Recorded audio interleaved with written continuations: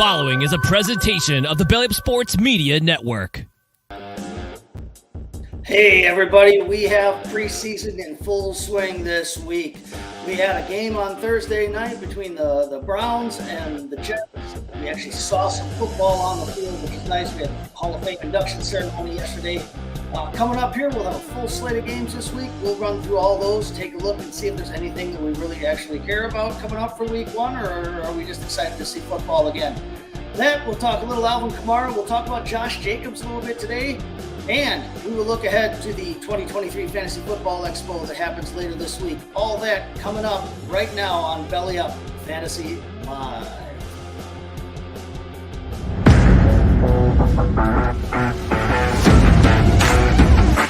Rieger getting traded to Minnesota changes nothing. 6'4" guys running 4.4s. These guys don't grow on trees. And a lot of times I'm willing to bet on, especially long term, on the freak athlete. You don't ever want to overreact to what guys look like in preseason. There's been a ton of preseason all-stars that never make rosters or never pan out.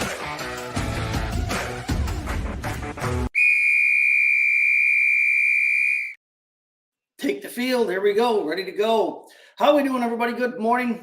I am Chase Thornton coming to you, as always, from the Mott and Bailey Basement Bar here, and this is Belly Up Fantasy Live. Hey, actual football is here. We've got teams on the field ready to go for training camps and fighting for positions and everything else going on. But Thursday night, like we said, we had a game, actually. Browns come from behind and beat the Jets, so we've actually got some action to talk about and some things to look forward to here. A lot of news this week, in terms of, guys getting hurt. We had Cooper Kupp get hurt. Tim Patrick, unfortunately, again, second year in a row, a guy that I actually really liked last season and liked coming into this season. But, a lot of that. But I am not alone to talk about it all. With me, as per usual, is Kevin Wilson, coming to me from the luxury resort rather than his home or from work. How are we doing this morning, Kevin? Well, we're doing good. And as you mentioned, I'm neither home nor at work as I normally am. And we are on the road over here in East Texas. And so joined to you live. And we got the Wi-Fi going on here. Hopefully that maintains. And but we've got the heat dome. And so our outdoor activities have been severely curtailed, as you can well imagine. We checked in here and they're like, hey, would you like to go horseback riding? It's 105. Yeah, right. So like, why would I want to do that to the horse? Right.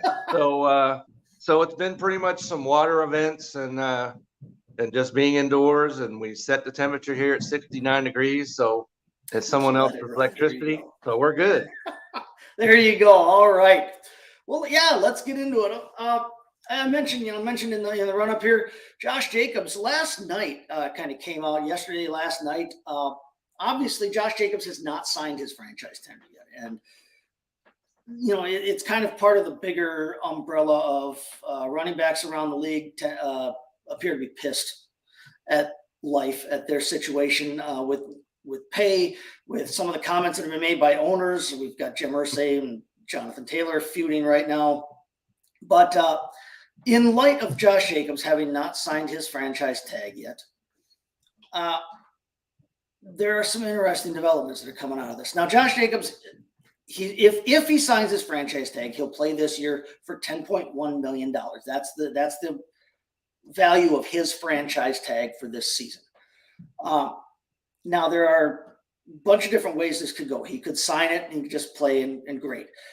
He could sign a different contract, kind of maybe a better one or enhanced, what they call kind of like Saquon Barkley did. We saw Saquon Barkley, who we thought was actually like maybe the leader of this whole thing in terms of like angry guys not signing franchise tags. And then out of nowhere, really quickly, they get a deal done and he's in camp and nobody cares.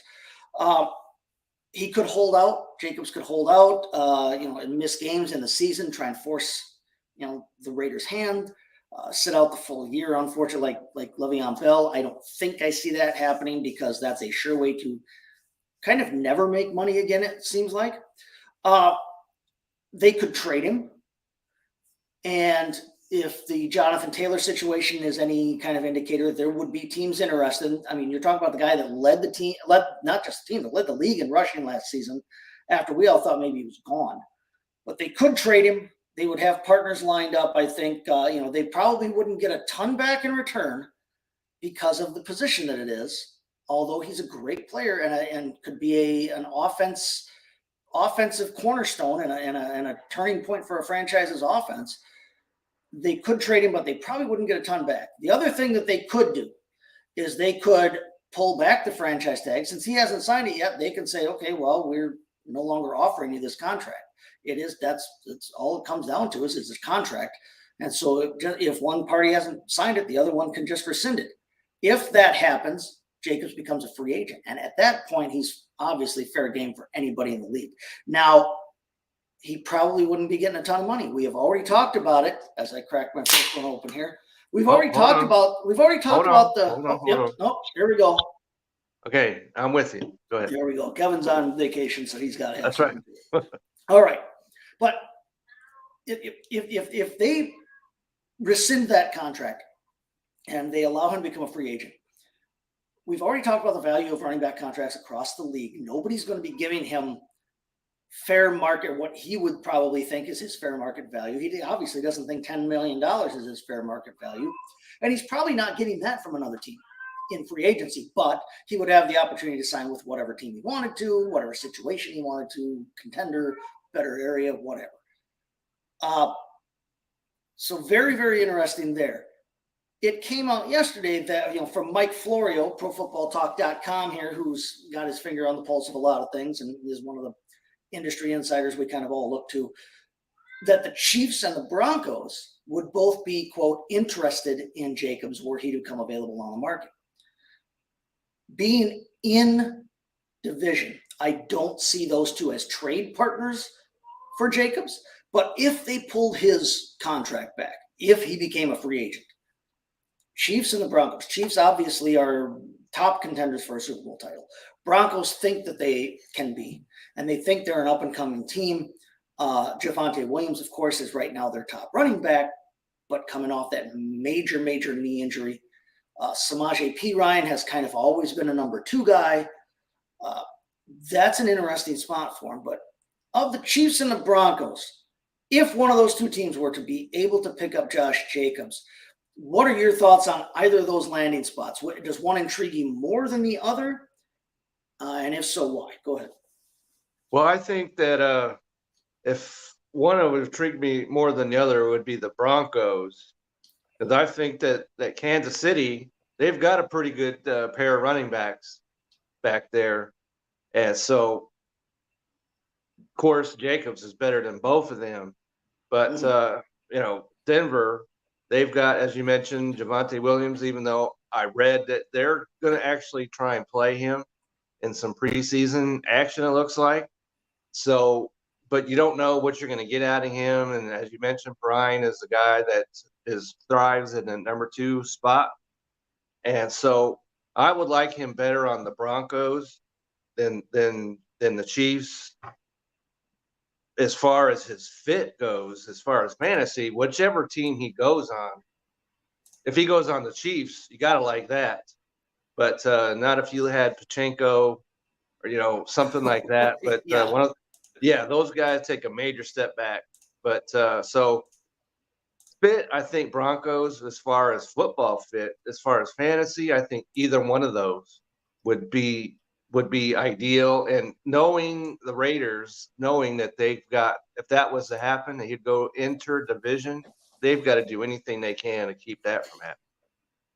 Yeah, I think that really adds another layer of intrigue to this. Obviously, if they let him go, he's going to sign somewhere. He's too good. Last season's rushing leader, he's not old. No. And he's a guy that's proven he can do it all. He can do it all. He's only 25, so he's got plenty of time. From the Seahawks from a year ago, and tell me he can't do it all. No, he can catch, he can run. Obviously, he's only 25, but like you said, it adds a layer of intrigue to it if he's available and the Chiefs and the Broncos come calling, because now not only did you lose him, but now you've got to face him twice. Now you got to face him twice a year. It's interesting to think about him going to the Chiefs. He walking in the room, he's the best Chiefs running back. He's the best Just about any overall team you player could say of that. all of them. And I Yeah, mean, there are a lot of absolutely. teams you can say that, but especially on the Chiefs. Like you said, they already have Pacheco, but Pacheco wasn't a high draft pick. They're No, not paying so him a there's ton not of a lot money. invested there. So no, Sitting Isaiah Pacheco for Josh Jacobs is much different than sitting, Aaron Jones for Josh Jacobs, or right. If you have whatever Aaron else. Jones, you're not making Yeah, that much. right. I mean, he's not walking into the Chargers and taking, Eckler's spot. That's a much different thing. But either way, he walks in the door. He's the best running back in Kansas City on a Super Bowl team, on a team that does throw the ball to the running back quite a bit. Right. But like you said, they've already got Pacheco and Right. McKinnon, and the two of Pacheco them work doesn't well really together. excel at catching the ball, though. So But they've got McKinnon, who does. I mean, yeah, McKinnon McKinnon does. In fact, I had him on my fantasy team a year ago. I was quite pleased with Jared McKinnon. He was gigantic in that sense. Gigantic. I mean, he was, That's right. he was ninth in. Jared McKinnon was ninth in running back targets last year, 71 targets. Now Josh Jacobs was only 2 spots behind him. He was at had 64 targets. Jacobs was 10th among running backs in receptions last year with 53, and that's on top of the fact that he carried the ball 340 times. You're talking about a guy who can touch the ball almost 400 times last season. I mean, And he did that the year before, and we were kind of worried that was going to wear on him. Pound him into the ground. He's a guy that can take it, though. So yes. He's interesting on the Chiefs from the standpoint of he's the best running back on that team, and it's a team that wants to throw the ball to the running back and will run the ball with the running back. But if he's there, does he get those receptions with Jerick McKinnon still around? Does he get as much early down work or goal line work, or how would they split Pacheco and Jacobs? So there are worries there for me for Josh Jacobs' value. I think his value actually dips a bit as an individual fantasy player. His situation is great there in terms of, football and life. Right. I'm not sure. I mean, he's not touching the ball 400 times in Kansas City. There's not enough balls to go around for that. Now he's pretty efficient. He catches most of his targets, especially if he's getting them thrown to him from Patrick Mahomes, who's going to put the ball on the money. And he's an efficient runner. He averaged 4.9 yards a carry last year. I mean, he's not Joe Mixon. He's not Leonard Fournette. No. But I think that, because you've got Pacheco, because you've got McKinnon, who already runs that pass game, because Mahomes spreads the ball out so dang much, I think actually Jacobs' individual fantasy value would dip slightly. I'm not dropping him out of my. Much. Yeah, I'm not discounting him. I'm not discounting him in my drafts. If he were to go to Kansas City, I'm not going to not want him or take him. But you have to take him with the understanding that if he's in Kansas City, he's not touching the ball 400 times like he did last season. Well, he's probably not doing that even on the Raiders. So. Well, maybe we don't know. You would hope that they'd have, figure out some other kind of way to not, because they drove him into the ground 2 years ago because they didn't think they were going to have him. But then they drove him into the ground again last year, thinking they weren't going to have him probably. Yeah, so his receiving usage last season was dead in line with what he did 2 years ago, but he carried the ball over 100 times more last season. He had over 100 more rushes. Now, is some of that a factor of who they had behind him each year? Who knows? Right. But, they're the ones that know that. Some guy named Charlie. He's not going to touch the ball 400 times in Kansas City. Now, if he goes to Denver, again, he walks in and he's got the best resume of all of them. Easily. But again, you've got Javonte Williams, who is star capable, but we haven't necessarily been able to see it yet because of injuries and timeshare. He's capable, but we just don't know yet because we haven't seen it. We haven't been able to because he's been hurt, and he's coming off a major issue and major mangled knee. I'm surprised he's apparently as far along as he is already. They want to run him, and they think they're going to. They're running him as, for all the reports we see, like he's ready to go. And maybe he's Adrian Peterson. in Right, terms but of, healing like a maybe the Superman. Broncos being interested as much as they are kind of puts a little question mark to me. Right. Because if Javonte Williams is 100%, then why would they do you do that? want to? Yeah. Why are you going to spend any more money on that And he's a position? younger guy, and you got Perrine right behind, Yep. to catch the ball. So why are they? Why would they pursue him Yep. in that No, scenario? that makes me wonder too. It makes me wonder a lot, actually, on that. If he goes to Denver, it really jerks up Javonte Williams It does. for fantasy purposes. P. Ryan, I think right now, P. Ryan, the way I'm looking at P. Ryan, I like him as an insurance policy for Javonte Williams. I like the him to fact have he can catch the football. And I like both of them to have. I'm talking Williams and P right now. I like both of them to have individual fantasy value, even if both are healthy, because But yeah, that's the way the NFL is now. Well, Two running backs. We've talked about that. Yeah, that's one of the things. But when you look at who their coach is, his system, that's what he likes to do. Sean Payton likes to use both running backs, and both running backs, we've seen it in the past. We've seen it with Ingram and Kamara. Both running backs in a Sean Payton system can be fantasy, not just relevant, fantasy starters, useful. That's right. And because of P. Ryan's ability to catch the ball, and he's not an incapable runner. No, he isn't. And the same thing with Javonte Williams. Javonte Williams is a bruising, powerful runner, but it's not like he can't catch the football. I like both of them to have value. You add Josh Jacobs into that mix, that's a hell of a three-headed monster for football teams to have to face, but it's also a hell of a three-headed monster to try to read for fantasy purposes. I would say that no matter where Josh Jacobs, if he goes anywhere, where it's Denver or anywhere, he's your alpha. I would agree with that, and especially alpha, no matter where he went, even if he went. Well, we could argue about if he went to the Chargers, let's say, and who's the alpha between him and Eckler. We could argue that, but just about anywhere else, but he's for the most alpha part, dog of anywhere he's going to realistically land. Right. He'll be number one. He's the alpha. He's not going to supplant Saquon Barkley. He's not going to kick CMC out of his position. But no. The places he's realistically going to go, he is going to be the top dog. That's right. And anyone else that's already there takes a step back. That's just the way it goes. So, yeah, I mean, I don't like either of these landing spots for him in terms of his personal value. Right. I dislike. He's got his best personal value is where he is right now. I'm a little more worried about the Denver situation, I think, because I know I personally have more invested in the Denver backfield across my best ball drafts and those kinds of things. Yeah, especially with Ryan, I've got exposure to him as well. So I've been taking Javonte Williams left and right. Yeah, that would hurt. I've been jumping on Javonte Williams. That would hurt. And if anybody who's followed along, paid attention to me, knows that I was not a giant Javonte Williams fan coming into last season. In fact, I predicted that he would not have as good a year as Melvin Gordon.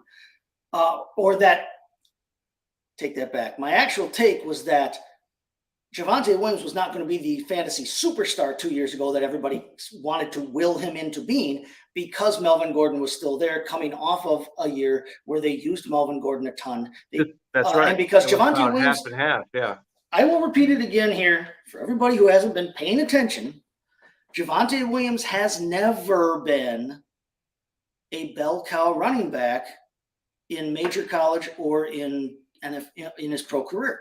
He has always shared the backfield with at least one other running back. He did it at North Carolina. He's done it here in Denver. And even if let's say Jacobs doesn't go there, he's going to share the backfield. He's going to share the backfield with P-Ryan. That's just how it is. And I don't.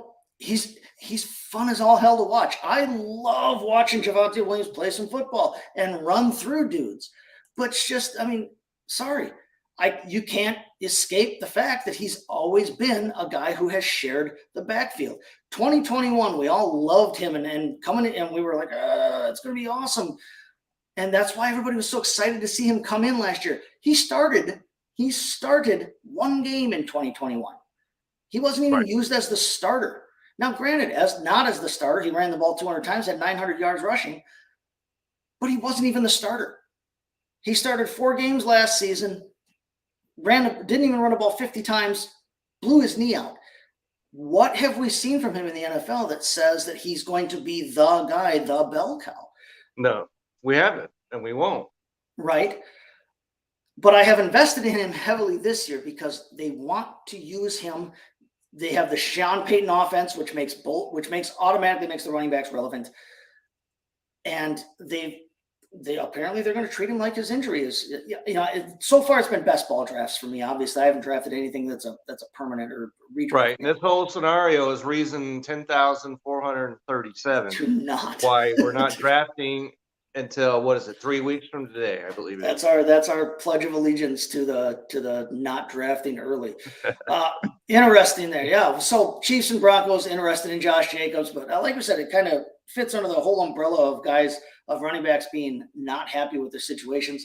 We are still waiting on Dalvin Cook to sign somewhere. I thought for sure that he'd be in Jets camp by today. We kind of all did, and then you even said it last week, and then here we haven't really heard much about it in the last couple of days. No, he's been MIA this week.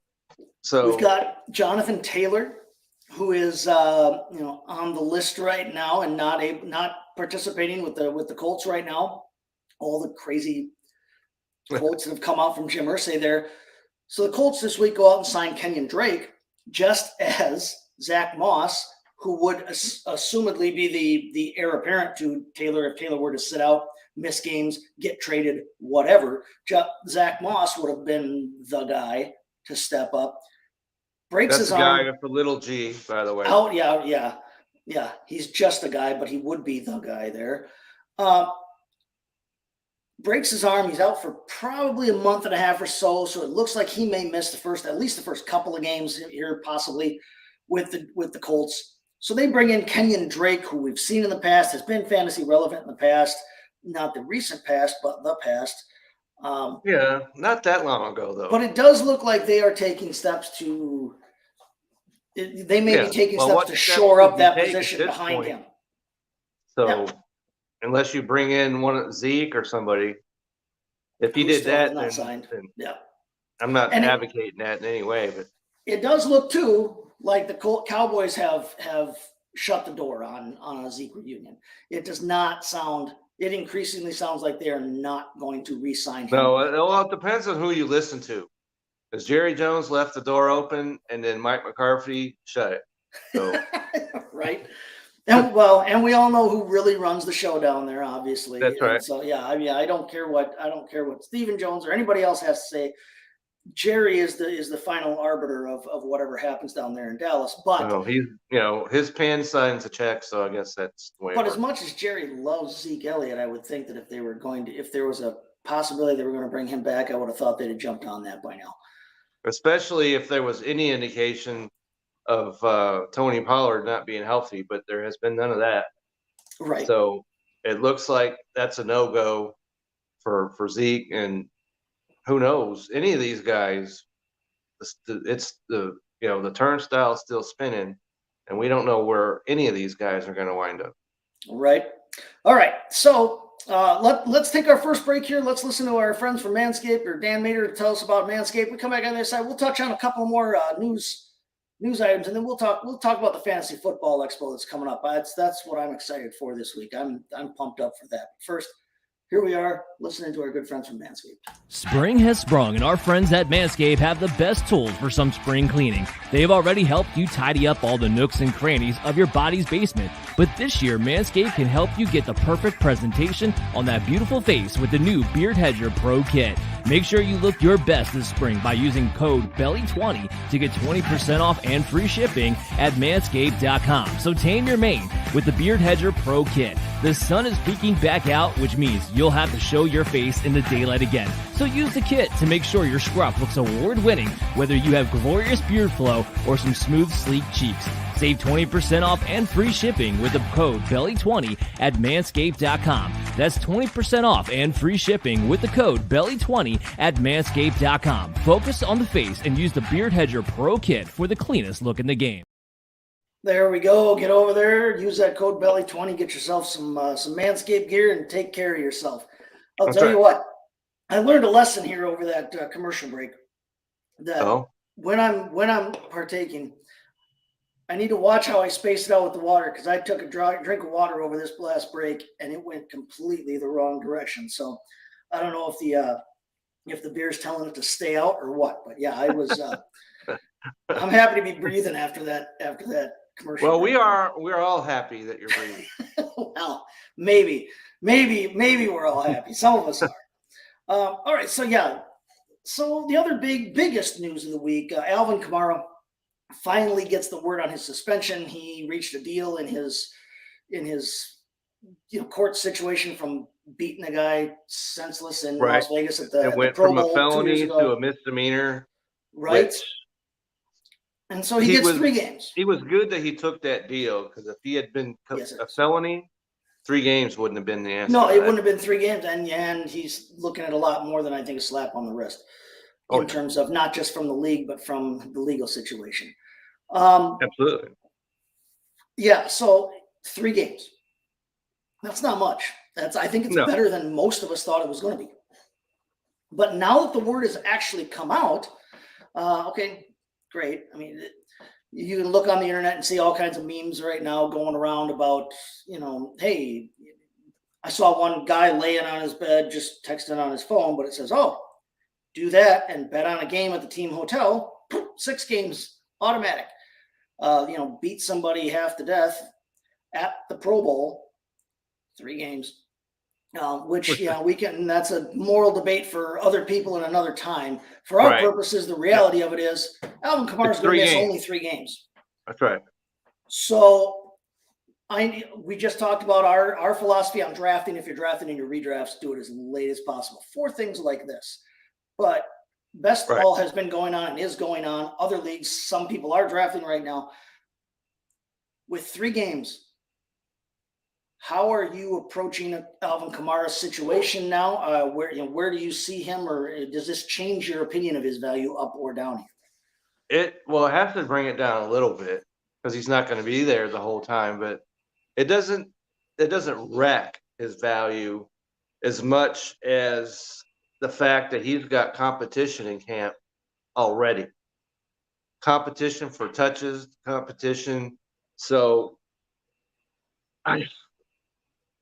if in best ball, I don't think I would take him, down as much as I would in redraft, because best ball, you're just taking the best guy that you can possibly get. And so when he gets on the field, I think that would work out better than redraft. But I'm a little concerned that by the time he gets back, that backfield for New Orleans is going to be kind of settled in, and he may not get as much run as he's had in the past. Here's the thing about Alvin Kamara that we need to think about right now. His last 2 seasons, 2021, 2022, have been his lowest fantasy output in PPR settings, have been the lowest 2 seasons of his career in terms of his fantasy points and his output. Perhaps not coincidentally, but they are also the 2 seasons in which he has had the most rushing attempts of his career. He ran the ball, the only 2 times in his career he's run the ball over 200 times in a season, last year and 2021, the 2 seasons that he had the lowest fantasy points in his career. He averaged over 100 targets for the first 4 seasons of his career. Last 2 seasons, he's seeing 67 and 77 targets. He is not seeing near as many targets right now, especially with Sean Payton and his system out of town. Gone. He's That's seeing right. more carries at lesser efficiency. He's running the ball more times, but for fewer yards per carry than he did early in his career. So he's scoring fewer points that way, and he's scoring fewer touchdowns that Right. way. And he's got a guy that scored the most rushing touchdowns in football now behind him, and Right. a rookie that I happen to actually like a lot. So Kendra Miller, a lot of people liked, and Kendra Miller, a guy that they've talked about coming in and taking the burden off while Kamara would miss any time. And we didn't know if this was going to be a situation where he'd miss right away at the beginning of the year, if it was going to be it would draw out for a while and then they would suspend him mid-season, kind of like happened to, I think, Elliott a couple of years ago. But he's got competition in the backfield now from Jamal Williams, which he would have had even if he wasn't suspended. He would have had that anyway. Now he's going to miss the first 3 games of the season. And I just told you, his usage pattern does not suggest that his trajectory is going up in any way, shape, or form anymore. He is trending downward right now in his fantasy usage and fantasy career. Now, I'm not going to avoid him like the plague, but he is a guy that you have to understand is on the downswing right now. He's on a downward trend. We've talked about it. There's no place for running back to go. You want the rookie more than you want Kamara. Right now, I would, I think you need to get out before it craters with Kamara. But getting out right now is a tricky proposition. Maybe you find somebody that his value is low. Well, maybe you find somebody who thinks that, hey, 3 games is a good sign. Great. I'll have him for 13 games, and it's the first 3 games of the season. I'll have him for the playoffs. If you can find somebody like that, and you can get value. That's not me, by the way. I'm not trading you for Alvin Kamara. Yeah, but if you can find someone that can buy into that, then maybe. But I don't want to sell him for pennies on the dollar. Between, I think, in the fantasy realm, finding somebody that's going to buy into that. Right. I don't want to sell him for pennies on the dollar. So what I think you might want to do if you've got him in Dynasty, you just sit on your hands. Wait out the 3 weeks. You knew you were going to be waiting out some weeks anyway. Wait out the 3 weeks, and hopefully then week 5 rolls around, week 6 rolls around, and he catches a couple of scores. Now you can get now you throw his name out there and somebody might snag on that and give you some value for him. Right. You don't do it now unless you get somebody who's like excited about the 3, or maybe you've got a Josh Jacobs or Taylor owner in your league or whatever who thinks, I may not have him all year. Okay, whatever. If you do not trade him now unless you're getting good value, and that's, like we just said, is going to be hard to do. That's right, because you're not visiting Team Wilson, and that's not happening. But if you're in Dynasty, if you've got this, if you're in a keeper league, you've got him. I want to get out before it craters completely. I would rather be the Bill Belichick Patriots in this scenario than hang on to the guy too long and have him be a complete shell. Yeah, the time to sell him would have been last year. Yeah, but for sure your deadline is coming up here. But I would wait and see if you can get something more out of him than that. And to do that, you're probably going to have to hope for and wait for a game where he scores a couple of times. Kendrick Miller's got a big opportunity in front of him. Opportunity in front of him. Jamal Williams is a guy. I said it before when he played for the Packers. I said it before when he played for the Lions. I'll say it again now that he's in New Orleans. Jamal Williams is a guy who can do it all at running back. He does not have to come off the field on 3rd down. When he was in Green Bay, they had Aaron Jones, they had Jamal Williams, and I think everybody kind of thought the same thing that they always think when we see 2 running backs and one of them looks speedy and quick and one of them looks like a bruiser. Oh, the one guy's an early down back and the one guy's going to catch the ball all the time. That's not how the Packers really used those 2 guys. The Packers used them kind of interchangeably, and whenever Jones was hurt and out of the lineup, they plugged Jamal Williams right in, and he took off, and he was a fantasy star whenever he took over for Aaron Jones. Now, he went to Detroit, and like we said, they did use him more as a traditional goal line back. I think all but 4 of his touchdowns or something came from the 1-yard line last season. It was ridiculous. He scored a ton of red zone and goal line rushes, and they did use him as that traditional short yardage, first and second down, but pounder back. But he's a guy that can catch the ball and do it all. He doesn't have to come off the field. But he's also obviously a veteran and older than Kendra Miller. Kendra Miller has an opportunity here as a rookie to come in and show that he can be not just a guy, but the guy in a post-Alvin Kamara world. He absolutely does have that opportunity. So, I mean, I like Kendra Miller a lot. Me too. In dynasty formats. You gotta like him in dynasty. It's like he's got 2 65-year-olds in front of him. Basically. Right? So playing behind us. He's gonna be the man at some point in New Orleans. So he's got a great opportunity to show that and take that bull by the horn sooner rather than later right now over the first 3 weeks of this season. I like Kendra Miller as a flyer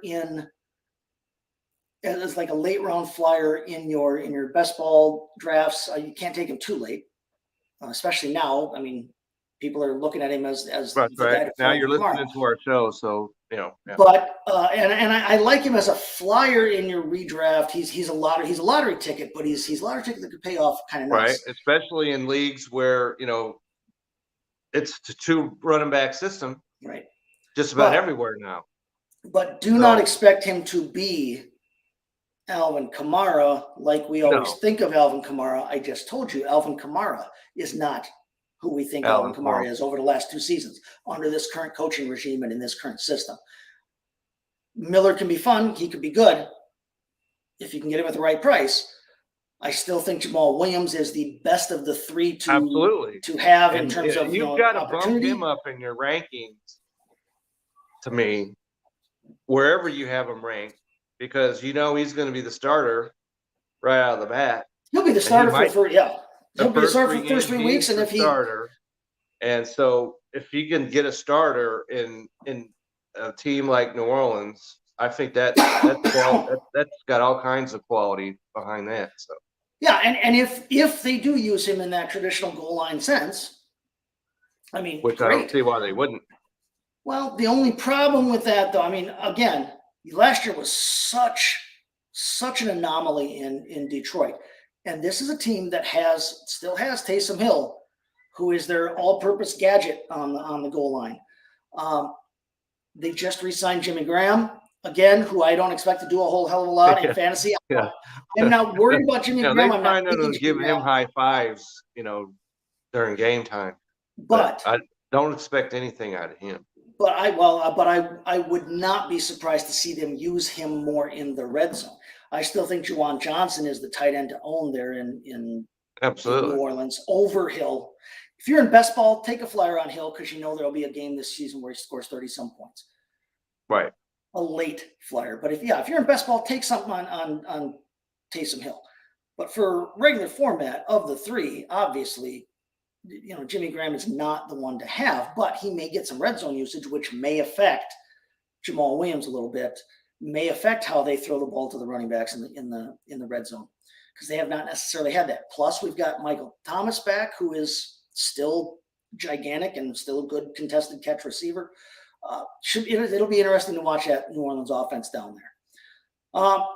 And then, on top of that, we've like I mentioned, a couple of injuries unfortunately happened this week. Tim Patrick tears his Achilles. He'll be out for the season. 2nd year in a row, he suffers a terrible injury. They need to bring somebody to lay hands on him because it's just, I'm serious. There's one of those where it's a cloud over him or something. Something's not kosher with him because it just 2 years in a row now. He hasn't even been able to step on the field. So yeah, he needs an intercession, something going on with him. Yeah, man. And like I said, I liked him so much coming into last season, and then he gets hurt in the preseason. And this season, again, he comes in, and I had high hopes for him. And they look like they could be a fun offense now with Sean Payton there and Russell Wilson maybe having things tailored a little more to his skill set. Speaking of Russell Wilson, do you see that where he said he's starting game 1 of the preseason. I don't know what Russ. you can Have a danger exactly. witch and I'm get not yourself sure ready. exactly what you can gain out of that, but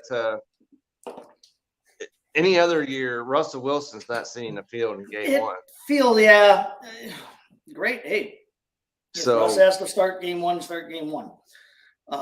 So you might be able to see what kind of offense the Broncos are actually going to run.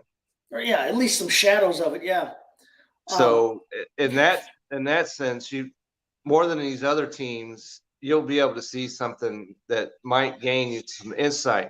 He might be the one for sure fire starting quarterback. Yeah, that plays if he does in fact start this week. Right, because on in the same page I was reading that Dak, not starting preseason game 1. No. So the other injury news that I brought up there that we want to talk about real quick: Cooper Kupp injures his hamstring, comes out of practice. We already were missing Cooper Kupp for half of last season. So he's another one where we need a definition, right? Yeah. What is a few? Yeah, right. Yeah. How long is he going to be out? How much is this? Is this going to be a nagging thing that affects him all season? We've seen several last week. Now we have a few. So Yes. What is the definition? What changed between several and a few? What's the is that? Are they interchangeable? Is that a change in grade? They're not interchangeable in my mind. They don't mean the same thing at all. Cooper Kupp is a guy who has been going in the top 10. He's been going in the top drafts. 5. He's been going in the top 5 in a lot of drafts. Top 5 from what I've seen. And this has to knock him down that ladder. Yeah, I know. I have him in a couple of best ball teams, and it concerns me. I worry about it because I don't think they're going to be a very good offense overall this season, period, with or without him. I worry about it in that if this is a nagging thing, it feels like you're not after this injury, it feels like you are definitely not going to get first round return in terms of total points and total production. Really go aground if you don't get first round return. That puts you behind everybody else in the league right from the opening gun. And he played well last season. And I mean, he's still Cooper Kupp. He's still Cooper Kupp. He's a great player. And but the problem I could have considered him taking him around number 5 or so. Up until this I did take him. I think I took him at 5 in a couple of drafts. Okay, I could see that. But with this news and reason 3,497 or so, reason why we're not drafting till right. You know what I'm saying? So by the time, if it's still they're talking a few weeks, by the time draft day comes, then I'm not having anything to do with him. 25.9 points per game, PPR points per game in 2021 for Cooper Kupp when he was the fantasy darling and the fantasy he almost had 2,000 yards receiving, so that kind of helps your scenario out right there. 25.9 fantasy points per game in the year that we all fell in love with him last season. In the half a season that he played, 22.4 fantasy points per game. He was still Cooper he was Kupp, running it back. He was still him. In a way that nobody thought he could or would. He was running it back. Absolutely he was. Really interesting. But, he had the injury, and now he's got another injury, and there's no definitive timetable for return. So he's a gamble. He's a chance on him in the first, you go ahead and do that. There were 4 dudes last year who had over 20 points per game and played any length of time. I mean, we're not talking about a guy who stepped into a game and, did whatever. 4 guys last year who scored 20 plus points per game at the wide receiver position. It's Jamar Chase, Tyreek Hill, Justin Jefferson, and atop that entire leaderboard, Cooper Kupp. So that when you have him, you're going to get the value you want from him. When you have him available on the field. Exactly. The problem is we don't necessarily know right now when he will be on the field. So if you're drafting this week, I'm not taking Cooper Kupp. Take out the game that he got hurt in last season. His fewest points in a game last season was 16.4. If you're getting at least 16 points, 16.4 was his low That was his low for the season. If you take out the game that he got injured in, 16.4 points per game would have been, if that was his average on the season, would have put him at wide receiver 12. You have to take a gamble on Cooper Kupp if he falls to you. I would think If late he's in the first round. second round, scoop him up. But I'm not doing If that. he's in the second, it's not even a question. If he falls late first round, you have to consider him. You have to consider it. But if it's still got that big question mark on it, I'm not doing it. He's a guaranteed top 12 receiver when he's healthy, and a likely top 4 wide receiver when healthy. The weeks that you have him, you know he's going to go off. The thing to monitor, if you haven't done your redrafts yet, or haven't had to declare your keepers yet, or whatever else. But the thing to monitor in these coming weeks is, how much time do they think he's going to miss? Will he be back for the start of the regular season? Will he have time to ramp up before he has to play in the regular season and hit it full swing? Because the worst thing would be to think he's ready to go, but not give him any run or not give him any kind of opportunity to get that hamstring into playing shape and then have him come out week 1 and tweak it again. And now you're missing him for another 7-8 weeks or a season. So, but if he falls to the late first, I think you have to jump on him. Let's listen to our second ad break here. And we come back on the other side, we'll kind of run through the slate real quick of the rest of the preseason games coming up this season. We'll kind of rehash the Browns and Jets game, and then we'll look ahead to this coming week, see if there's anything that we want to watch in each of these games. But first, let's hear again from our good friend Ryan telling us about SeatGeeks. Hey everyone, it's Ryan from No Credentials Required to talk to you about one of our newest partners at Belly Up Sports, SeatGeek. Yeah, live sports is great on television, but the feeling of being at the arena is a priceless experience. That's why our friends at SeatGeek are there to help you find the best tickets at the best prices. Not only can you get tickets to sporting events, we can also get tickets to concerts, comedy shows, musicals, and more. Search for your desired event now at SeatGeek.com, enter promo code BellyUpSports at checkout, and you save $20 off your first purchase. SeatGeek. Life's an event. We have the tickets. All right. Yeah. Hey, like I said, I was smart this time around. I did not drink the water. I kept going, so I'm good to go coming out of that commercial break. But hey, big week this week coming up. We've got the Fantasy Football Expo that starts this weekend. This weekend is also the first slate of full preseason games. For those of you who maybe haven't been paying attention or haven't looked into it, haven't heard about it before, new to fantasy football, whatever, Fantasy Football Expo 2023 coming up this weekend from Canton, Ohio. It's a yearly thing. It's been going on for several years now, started by Bob Long. Friday, 8/11 through Sunday, the 13th of August here at the Hall of Fame, Village down in Canton, Ohio. Parties every night for networking purposes, obviously, and meeting people. No shenanigans will be going on, all weekend. It'll be strictly business. Handing out business cards, press in the flesh, that kind of thing. So, sure. But, full slate of activities for the weekend. Saturday is draft day. There'll be King's Classic draft happening there.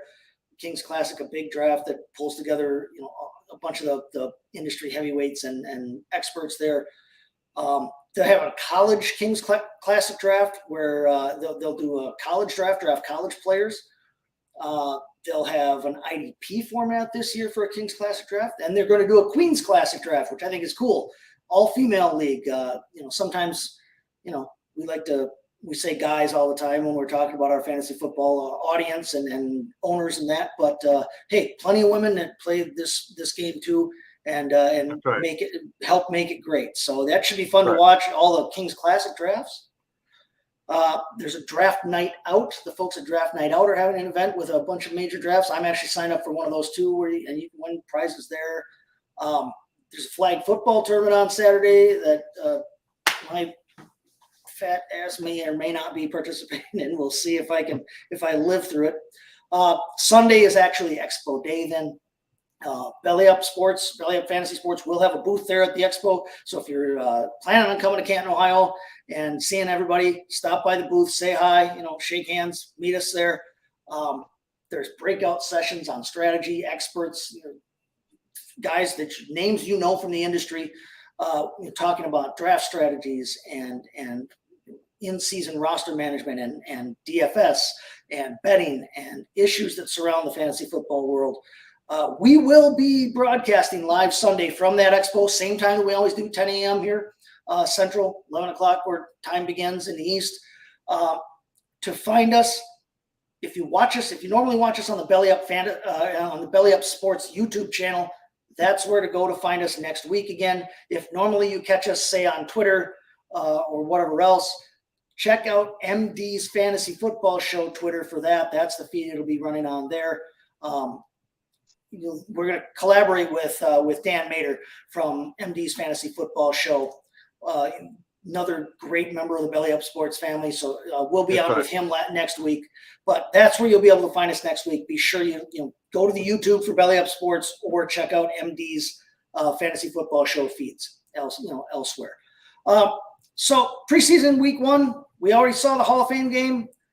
Couple of takeaways from that. I mean, was there anything you took away from that? Did you watch it at all? Did you see any of it, Kevin, or did you check the highlights out?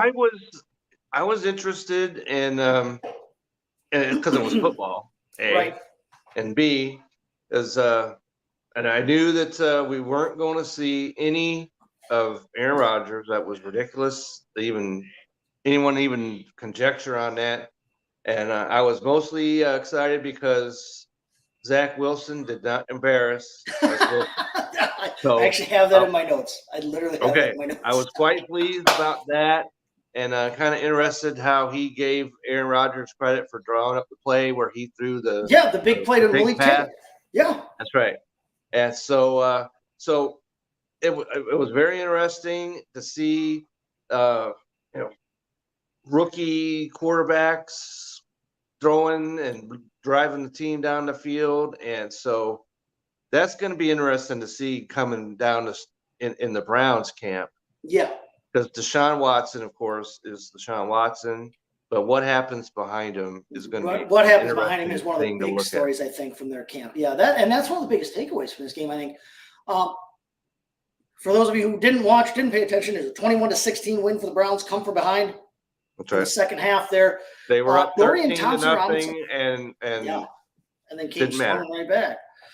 Right. Dorian Thompson-Robinson, who was a draft pick this year by the Browns, UCLA quarterback, a little bit shorter guy, but really athletic.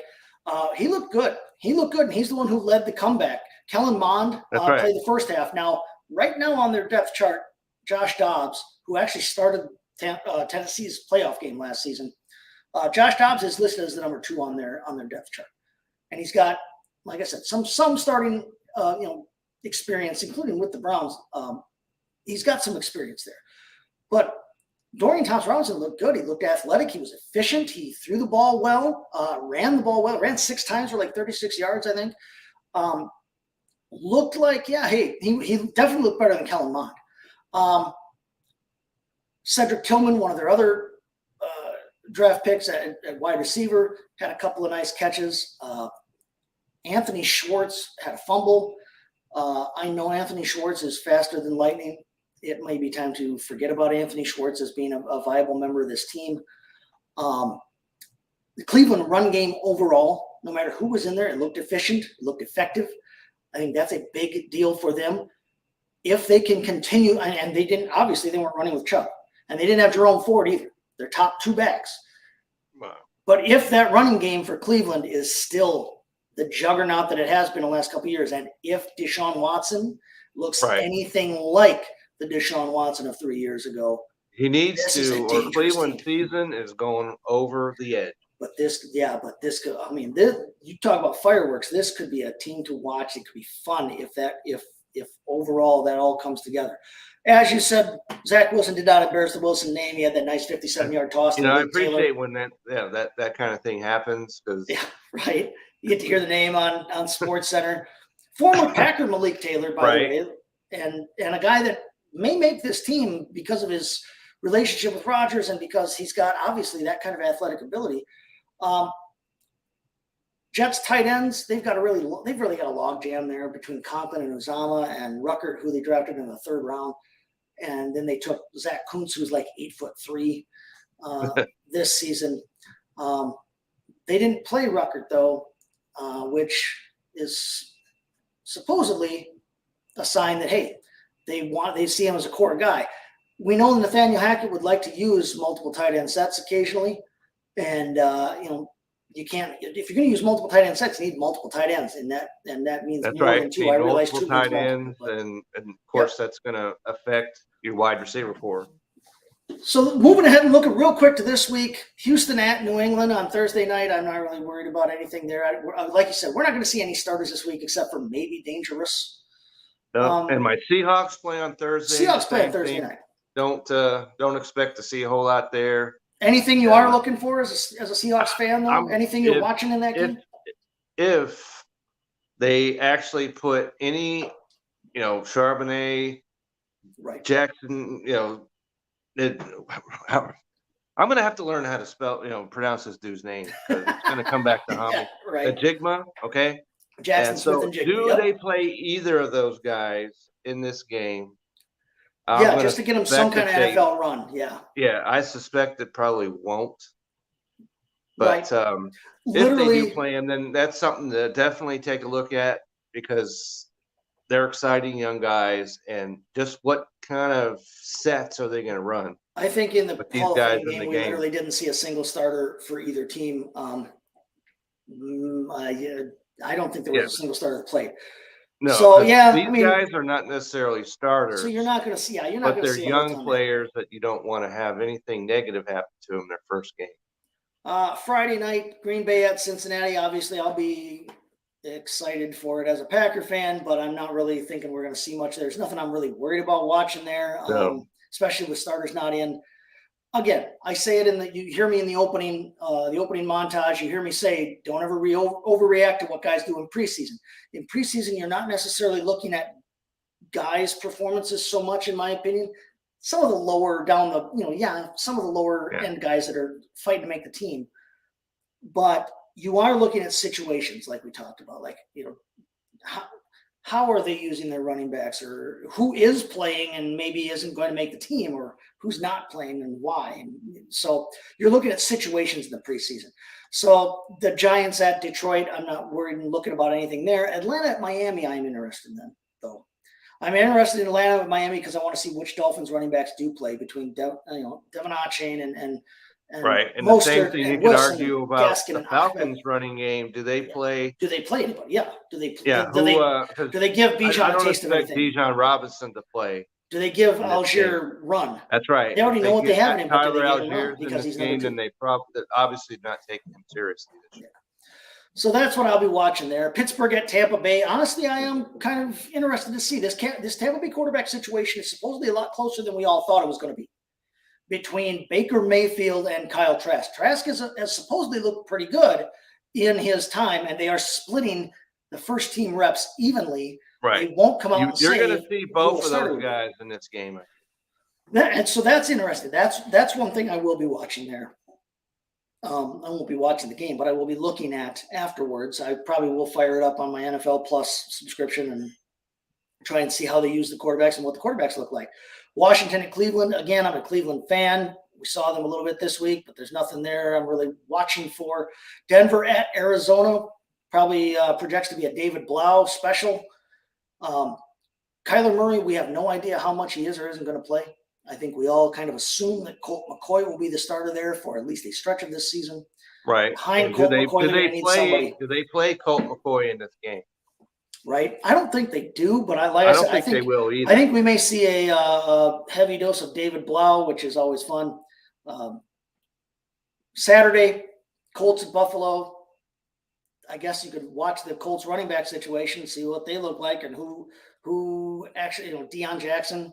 Do they put Drake in and get him some run and start getting him, up to speed in the offense? Tennessee at Chicago. Again, the quarterback situation. Malik Willis looked terrible last year, Right. but they have had really good reports coming out of camp about him this season. Will Levis, drafted right after him this season now. And I think everybody's kind of assuming that Levis is going to be Tannehill's heir apparent, but Malik Willis has some athletic ability, and if he All right. improves, We should see him in this game. yeah, I think we see Willis. I'm interested to see if we see Levis. And if so, I'm interested to see how they both look. So that is some intrigue in that game for me. Jets at the Panthers, I'm not worried about. Jacksonville at Dallas, I'm not necessarily worried about. Philadelphia at Baltimore. Maybe watching their backup quarterbacks in Philadelphia, Marcus Mariota, who would be the guy that started up.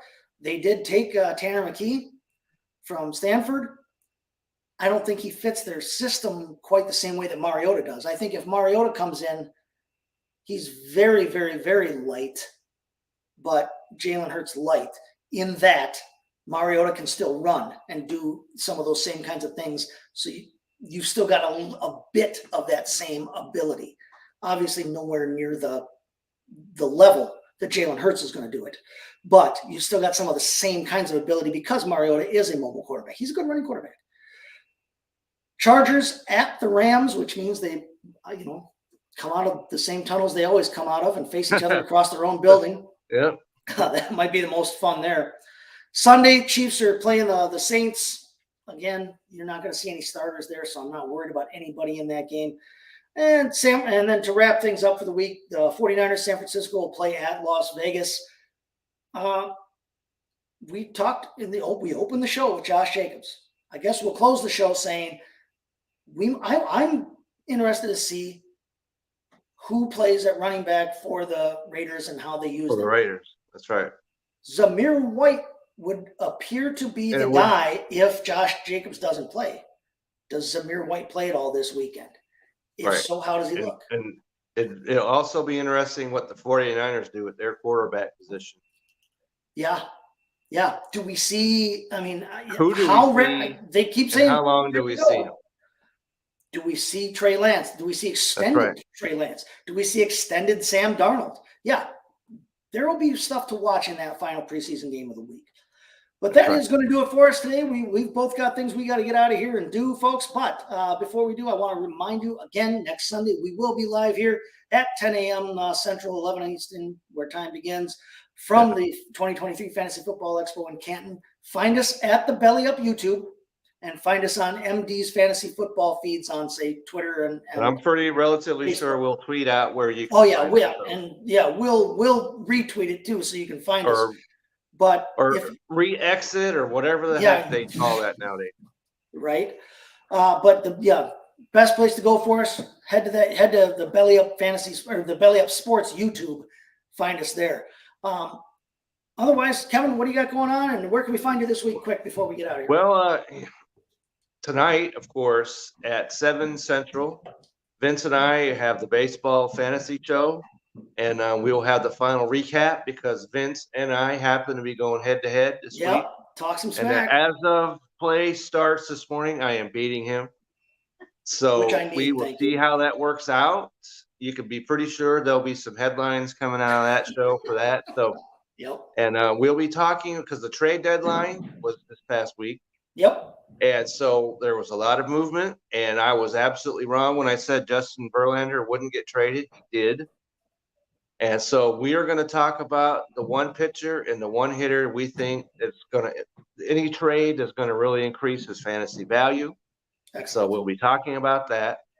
And I did have an article that went out about the Dodgers and their their trades that the players they got in trade and what will that mean for them in fantasy. So that's a little couple days old now because like I said, I was out of town. But, you can still check that out. And you can check me on Twitter or X or whatever the heck at Kevin62, WILSEA. And so check us out. And there's all kinds of content on the regular Belly Up side of things on baseball. All kinds of articles are out right now. So you want to get over there to the Belly Up regular sports side because like I said, they're coming hot and heavy. So check that out.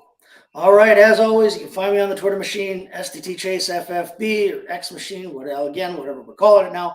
And you can find me if you're coming to Canton, Ohio this weekend.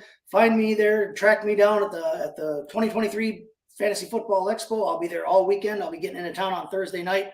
And you can find me and a lot of the other guys from Belly Up Fantasy Sports and Belly Up Sports in general. So find us this weekend. You can find us right back here again. Like I said, next Sunday, double check and make sure that you're finding the right feed for it. Like I said, the best place to go would be the Belly Up Sports YouTube channel, but that's where you can find me this week. Otherwise, we are going to bid you all adieu. We're going to tell you that we hope you all have a good week. Have a great Sunday and a great week. There we go. Slange, everybody. We will see you next week. All right.